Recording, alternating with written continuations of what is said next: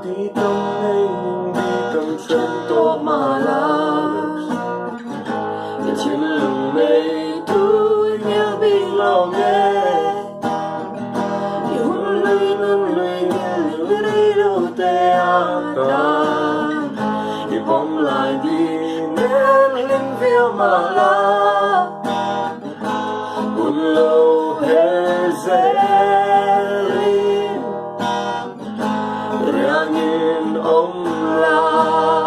ta xuân tu đang reng ngai lòng tu mà nên dầu lòng dễ ô cái chuyện cái mà ngày mà xa bên lâu xoan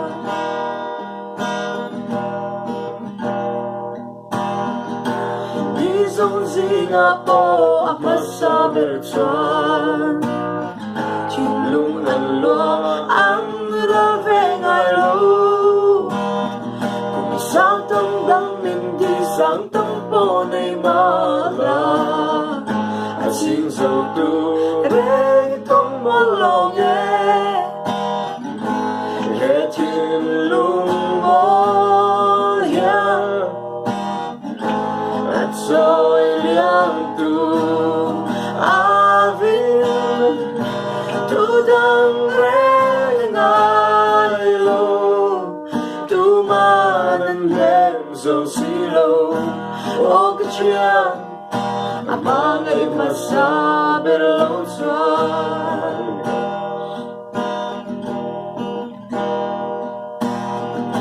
ô đi huy ô bu mình chân bụi tu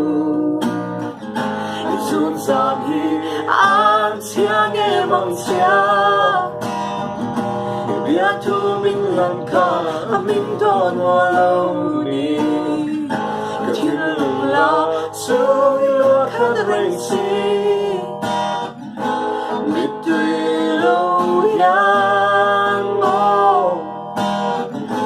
Để chẳng lẽ chỉ nên tốt năng Cảm ấy sang mê What not lên Cả lá chê Đủ sắc nát đơ